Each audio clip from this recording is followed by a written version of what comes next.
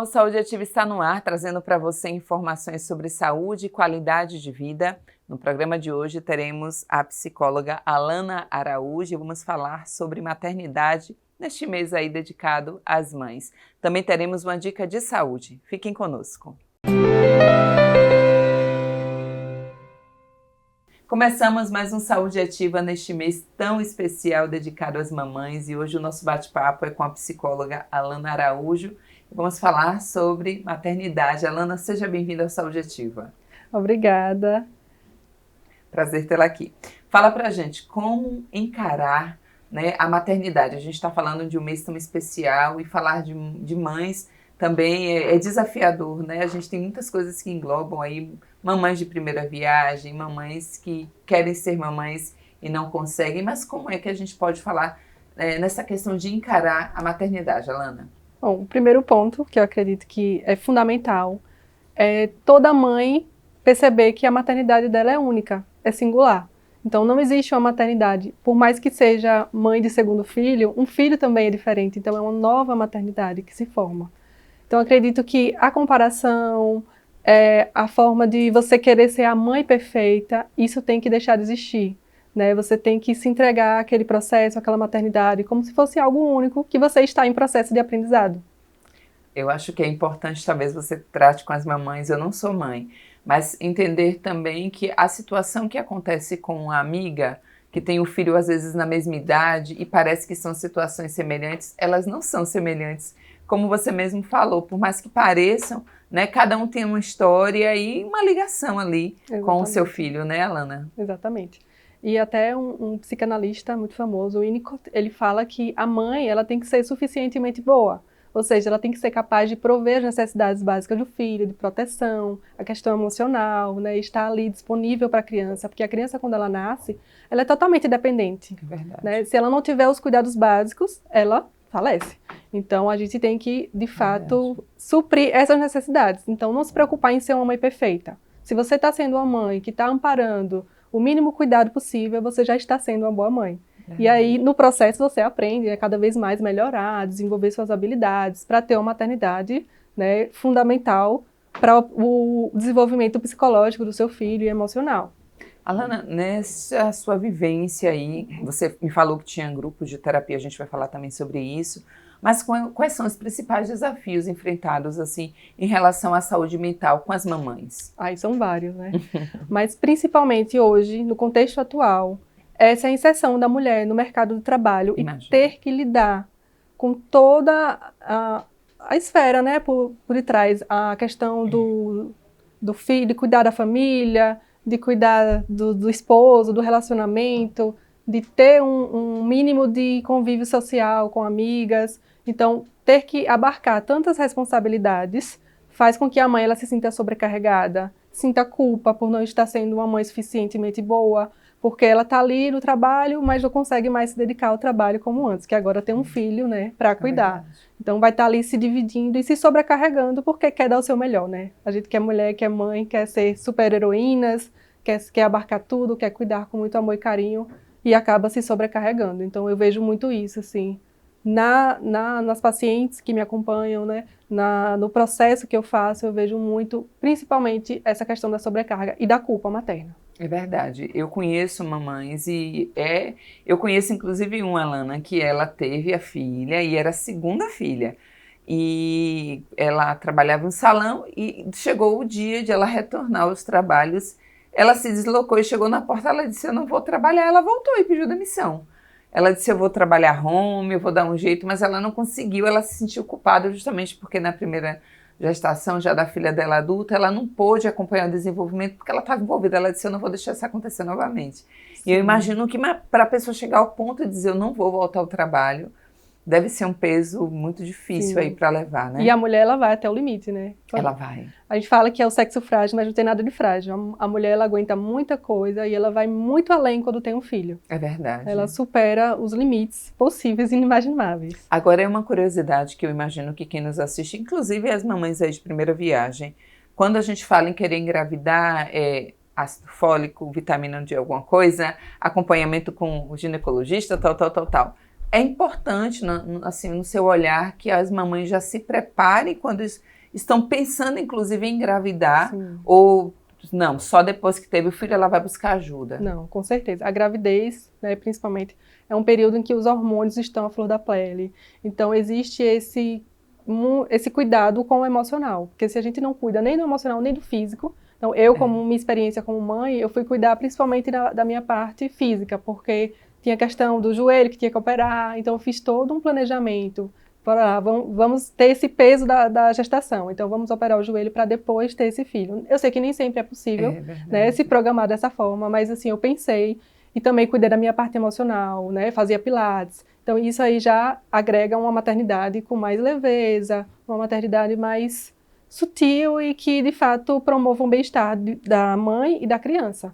A mãe, quando ela não está bem, ela não consegue passar esse bem-estar para o filho. Sim. Então, ela é o termostato ali, né? Ela tem que estar bem para conseguir regular a criança. É verdade. A criança tem já estudos que comprovam que se a mãe está com o humor abatido, se a mãe está triste, estressada, os comportamentos da criança mudam. Então, a criança ela se torna mais chorona, né? Ela fica mais carente ali naquele processo. Então, é muito importante esse cuidado.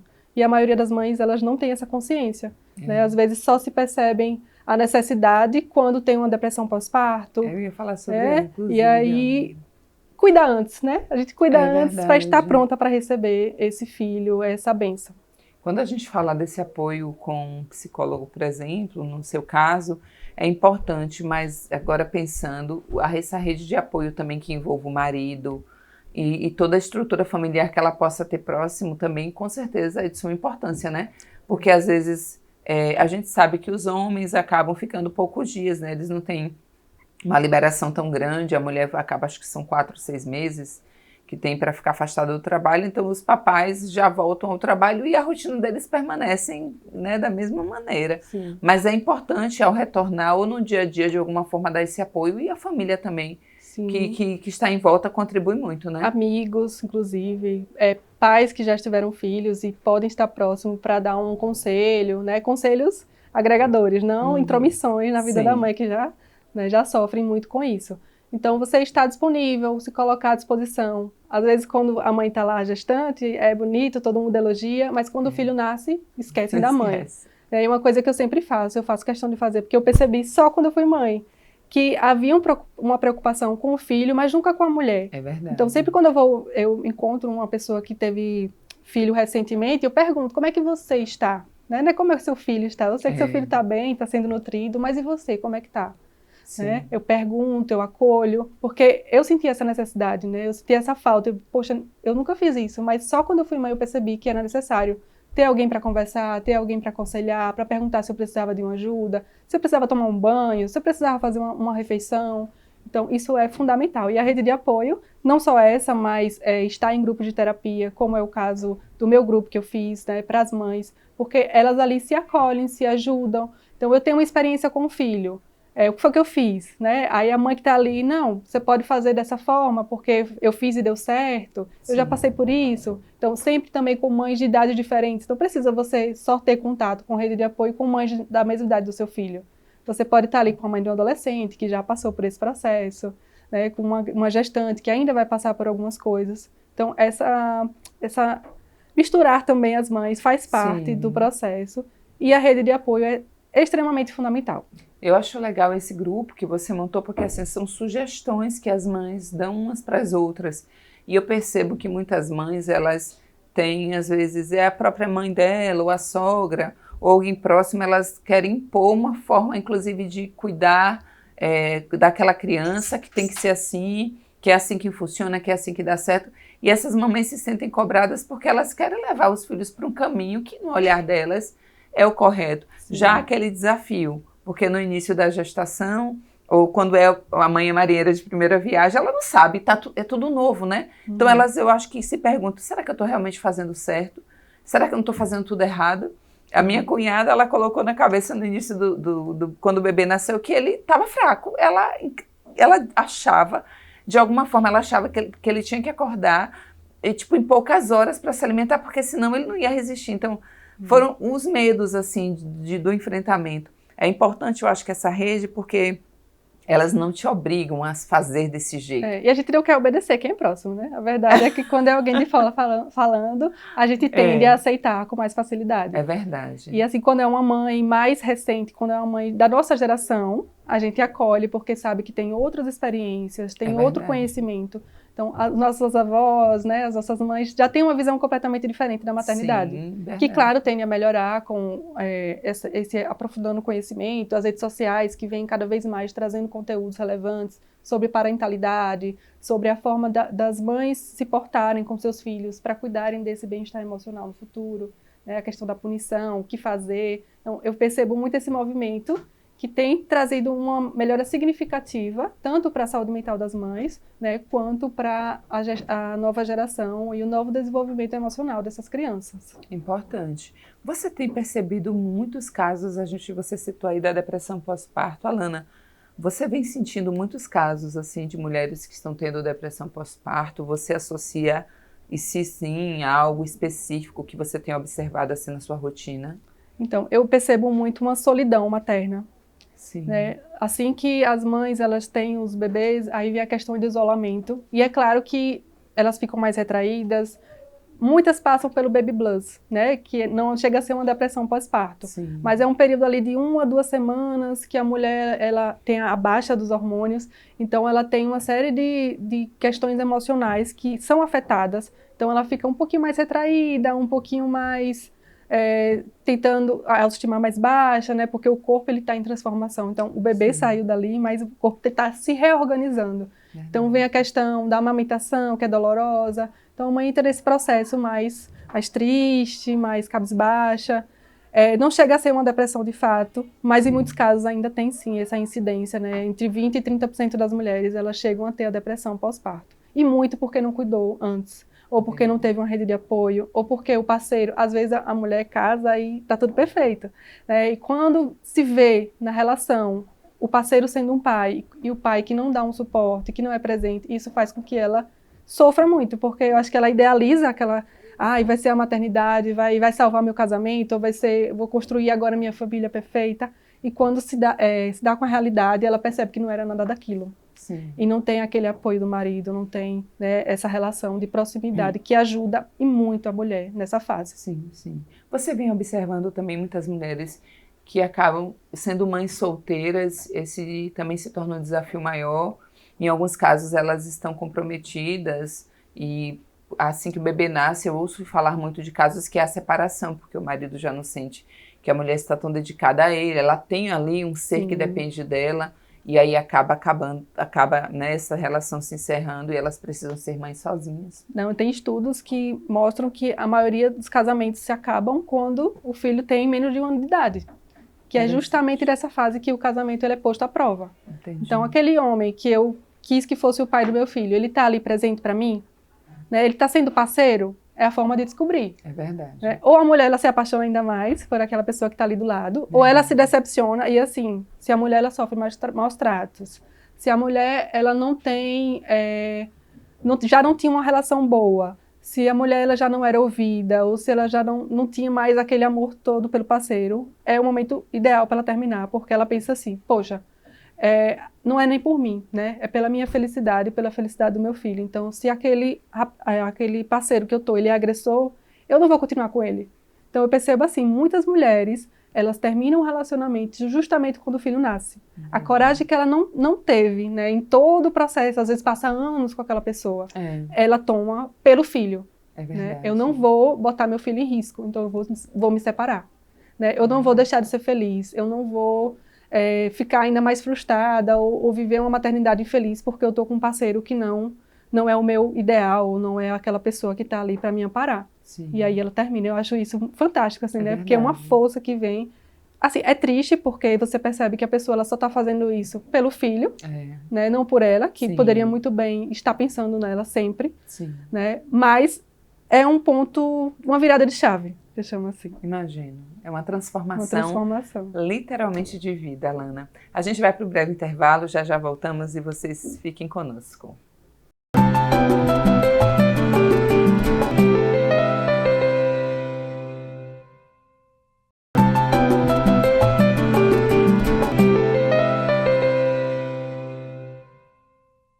Estamos de volta com o Saúde Ativa e o nosso bate-papo hoje é com a psicóloga Alana Araújo. Estamos falando sobre os desafios da maternidade.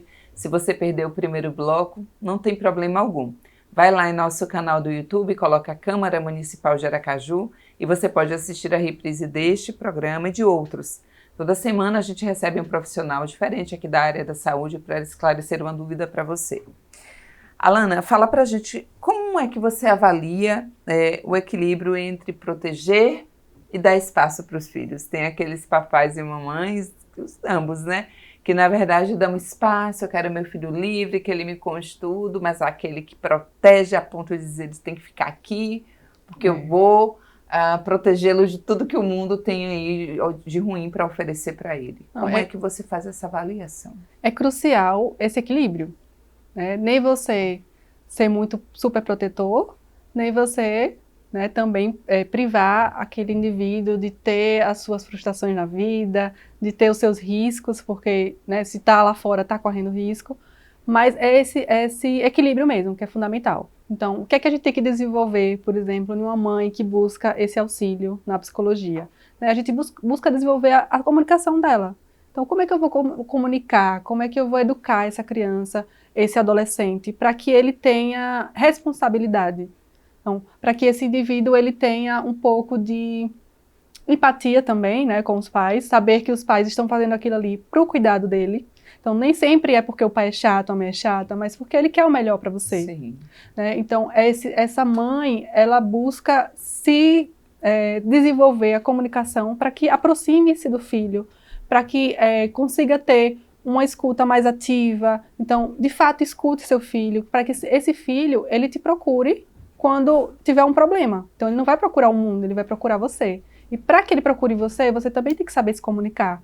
Você tem que saber ouvir com empatia, com cuidado, não ouvir por ouvir. Né? Às vezes, não, mas eu ouço, eu converso. E às vezes conversa o quê? Conversa sobre, pergunta como foi na escola, pergunta se aconteceu alguma coisa ou outra, mas não está de fato ouvindo, está fazendo meio que uma obrigação.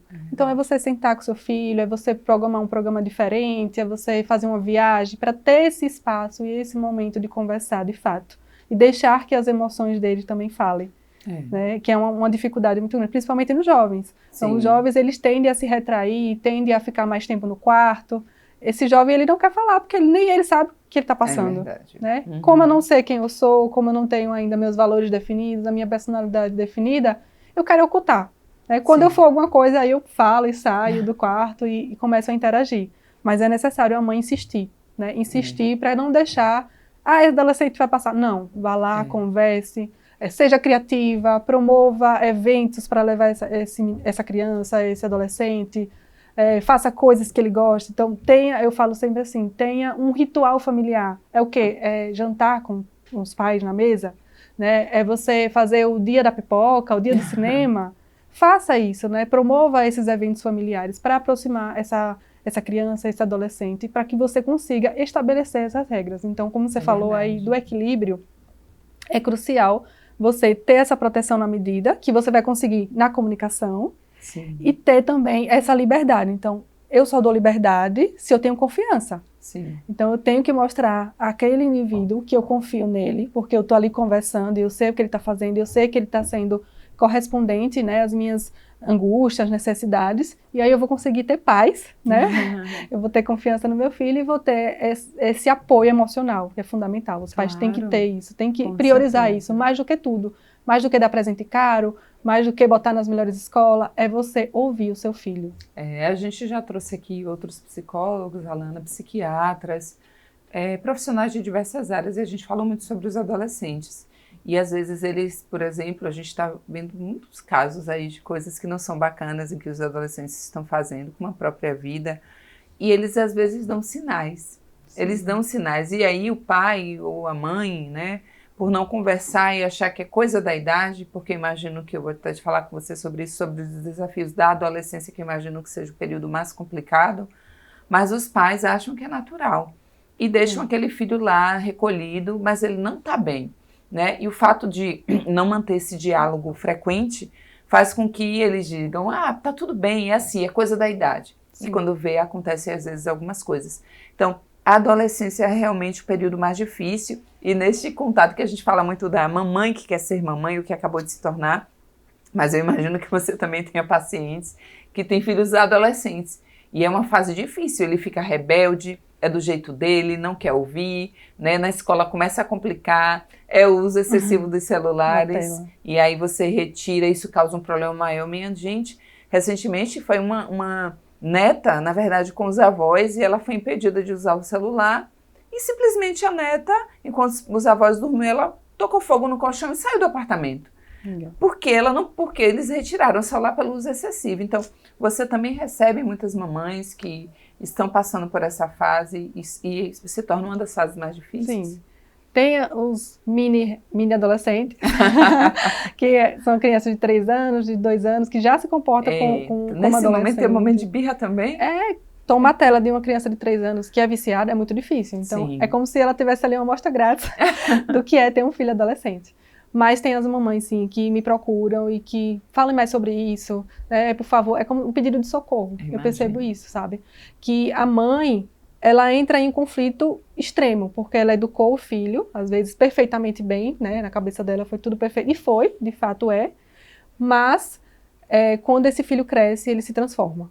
Então, ele tem ali envolvido um turbilhão de emoções. Então, não é mais sobre criação, é sobre fisiologia, é sobre os hormônios, é sobre a percepção dele sobre a vida, que muda. Então, não se sinta culpada se seu filho não continua sendo aquilo que você construiu, que você educou. Depois que passar essa fase, tende a melhorar, né? Mas também não torne isso como algo natural. Não tome isso como algo natural, porque de fato não é. E você precisa ter paciência. Aí o que é que eu digo? Eu não consigo lidar com o meu filho. Então vai lidar com você mesma, né? Vamos trabalhar isso em você. É verdade. É muito do que você não está conseguindo lidar. Não é nem sobre o que você tem que fazer com ele ou não. Então, aprenda a cuidar de si própria, a se priorizar, a colocar a sua autorregulação. Porque é que eu falo? A mãe e o pai é o exemplo do filho. Então, se eu não sei me autorregular, como é que eu vou exigir de um adolescente que ele se autorregule? É verdade. Como é que eu vou exigir de alguém que tenha uma boa comunicação com as pessoas se eu só faço gritar em casa? Eu não tenho como criar um filho perfeito não sendo, né? Não é para ser perfeita, mas não tendo o básico de exemplo em casa. Então, trabalhe isso. E a terapia, as pessoas acham que é só para um momento de depressão, ansiedade. Não é.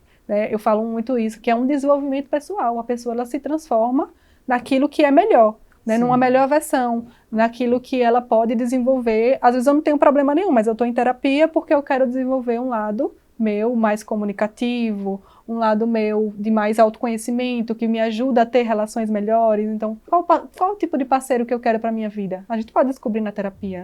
Você falando, você dialogando. E qual é o tipo de criação que eu quero dar para a minha criança? O profissional, o psicólogo, ele pode orientar também.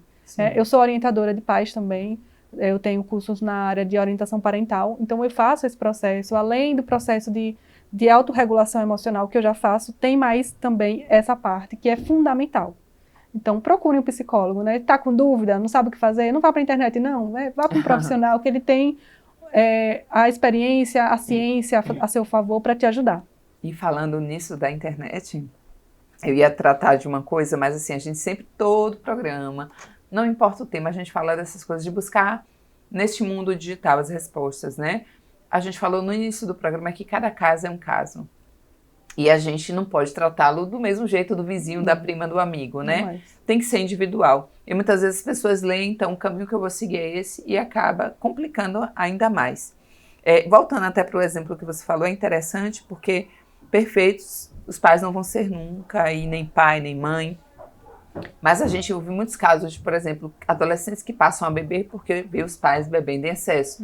Passam a pegar um cigarro escondido porque olham e vê os pais fumando o tempo todo, né?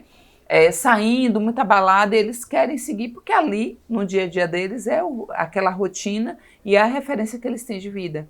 Então é importante realmente ficar atento e buscar ser melhor e não ser perfeito, porque ninguém será. Nunca. É você fazer o melhor com o que você tem. O melhor com o que você tem. Eu tenho isso aqui, eu tenho essas condições de financeira, de saúde, então é isso aqui que eu posso proporcionar de melhor e é isso que eu vou proporcionar. Então, eu não vou também abrir mão, eu não vou atender todos os desejos daquela pessoa. Porque o adolescente tem isso, né, de pedir, de querer independência, de conquistar isso, conquistar aquilo. Mas você também tem que ter esse autocontrole de dizer não, né? Eu não vou sair do meu limite para fazer as suas vontades, exatamente, porque você está pedindo. É, né? isso mesmo. E como dizer não? A pessoa não sabe dizer não na vida, no dia a dia, para as outras pessoas, quanto mais para um filho. Quanto mais para um filho, verdade. E a gente consegue desenvolver isso também. E aí, nesse falar em desenvolver, era uma pergunta que eu ia te fazer.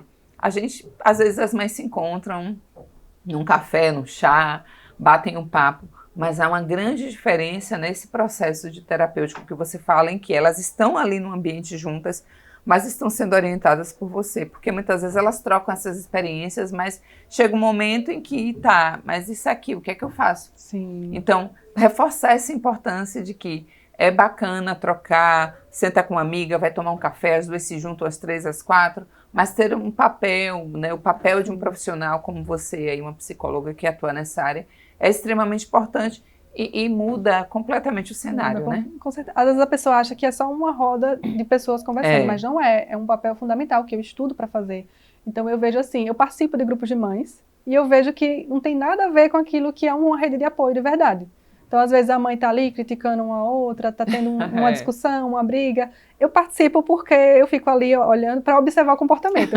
Mas, assim, de me sentir à vontade, eu não me sinto à vontade, sabe? Sim. Eu fico pensando assim, poxa, essa mãe deveria participar do meu grupo de terapia, porque ia ser muito mais construtivo. Porque eu estou ali justamente para intermediar, e é um espaço seguro. Então, não é um café que você toma com uma amiga que daqui, de repente, você sai dali e pode contar para outra pessoa. No processo terapêutico, no grupo de terapia, a gente tem a questão do sigilo. Então, é um espaço seguro, de fato, que você pode falar. E eu posso interromper, caso eu veja que uma mãe está julgando a outra. Então, isso é inadmissível. A gente está ali para se apoiar. Se for para julgar, já tem um mundo, já tem lá fora. Então, eu tenho esse movimento de poder estar ali amparando cada uma delas e controlando também para que não vire bagunça, não vire uma rede só de fofocas e tudo mais. Com certeza, extremamente importante. Isso. Acaba sendo, há uma crítica ali, você está fazendo errado, se fosse um apoio assim, de um profissional, elas acabam criticando porque entra naquele discurso de que o certo é esse, você vai ter uma experiência ruim no futuro, e aí você ali como base, você também ajuda a dar o caminho, né? Peraí, não é bem assim. E aí ao respeito, né, de uma profissional que já vem estudando, tem base, referências, né, para saber aí orientar. Alana, a gente vai só ver aqui uma dica de saúde para as pessoas que não sabem como cuidar dos pés. Assista a essa dica.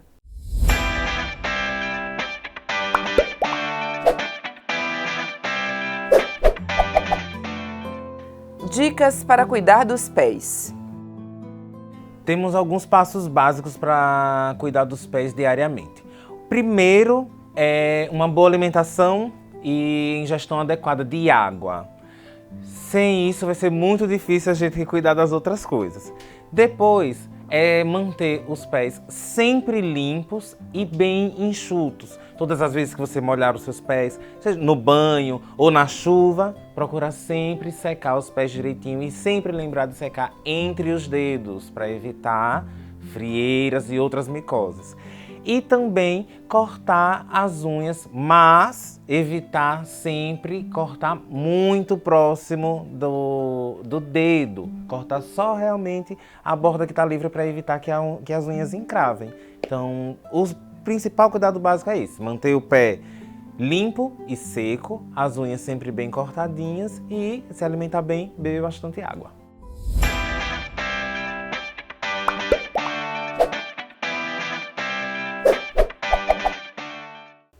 Alana, na sua experiência, assim, qual o aspecto que você observa que não é tão discutido, mas que é importante que as mamães saibam, que tenham esse conhecimento para que elas tenham cuidado e tenham essa referência para ter uma boa saúde mental aí na maternidade, tanto do nascimento do bebê até onde ela tem o filho que sai de casa para tocar a vida? Perfeito. Parece algo simples que eu vou falar, mas é completamente real e eu percebo, assim, muito forte, né, que saúde mental, minha gente, não é luxo.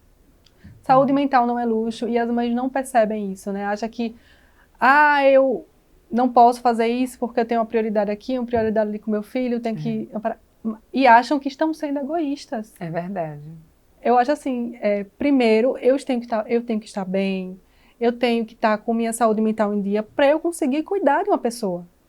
Então, você achar que saúde mental é luxo, que é uma coisa inacessível, que educar é melhor, da forma como tem que ser, como foi criado, e não se preocupar com a saúde mental, é o que está realmente destruindo a saúde mental dessas mães. Elas se amparam nesse discurso e não buscam ajuda, porque acham que estar buscando ajuda, estar se priorizando, é algo que não vale nesse momento, né? Você tem que se dedicar integralmente à maternidade. É a maternidade que é muito romantizada e que não ajuda, porque nem vai ajudar o filho, porque se você for uma mãe superprotetora, seu filho, consequentemente, vai ter problemas de se adaptar na sociedade, de ter as suas frustrações, de aprender mesmo, né? Como é conviver sem essa proteção. E se você protege demais, se você não tem esse equilíbrio, uma hora ou outra, isso vai ser prejudicial. Então, se priorize. Nunca é demais se priorizar. Nunca é demais tirar um tempo para o seu autocuidado. Então, eu preciso hoje fazer algo por mim. Todos os dias eu coloquei como meta. O que é que eu vou fazer hoje para ser melhor do que ontem? Ou para me sentir melhor? Né? Eu faço tanta coisa, trabalho, cuido de filho, cuido de casa. O que é que eu faço para mim? Né? Tem algum espaço aí? Tem uma hora que seja? Então, essa hora eu vou tirar, todos os dias, né? Coloca isso na sua cabeça que pelo menos uma coisinha você tem que fazer por você. Porque se deixar, a gente não faz nada. Não. E eu reforço, a gente está terminando o programa, queria muito falar com você por horas aqui, eu acho que teriam muitos assuntos, mas eu trago um grande reforço. A gente está falando de mamães e esse autocuidado, esse tempo para a gente, quando a gente fala de mães, a gente não tem como não falar da mulher, Sim. né? É preciso, é super importante. Para além de ser mãe, nós que somos mulheres, a gente não está aqui deixando os homens de lado, mas a gente está falando das mães, mas nós mulheres, mesmo que a gente não tenha filho, a gente sabe que a gente se desdobra em 1 milhão, né? Mais de um emprego muitas vezes, é casa, muitas vezes se você tem um relacionamento é o marido. A gente precisa se cuidar. E é muito importante esse cuidado com a saúde mental, gente, porque ela é a base para a nossa estrutura e o nosso caminhar. A gente não funcionando para tudo. E aí vem uma maior frustração e vem consequências aí que não são tão positivas. Sim. Mas, assim, falar inclusive para todas as mamães que a gente deseja um feliz Dia das Mães. Os dias de vocês são todos os dias, com esses desafios, essas lutas. E é isso. Alana, eu agradeço a sua participação aqui no Saúde Ativa. Obrigada, estou disponível sempre que precisarem, né? Podem me buscar também nas redes sociais. Verdade. Alana com 2 L's, Araújo PC. Então, estarei lá. Tem muitos conteúdos sobre mamãe, sobre maternidade, sobre relacionamentos, sobre criação de filhos também. Mas é isso. É Foi isso. Um prazer Durante estar todo aqui. O programa também, vocês vão verificar aí. A gente está colocando o Instagram dela e qualquer coisa é só falar e esclarecer as dúvidas. E para você, Alana, feliz Dia das Mães. Obrigada. Foi uma honra. Em breve, Saúde Ativa estará de volta trazendo para você informações sobre saúde e qualidade de vida. E eu te aguardo. Até lá.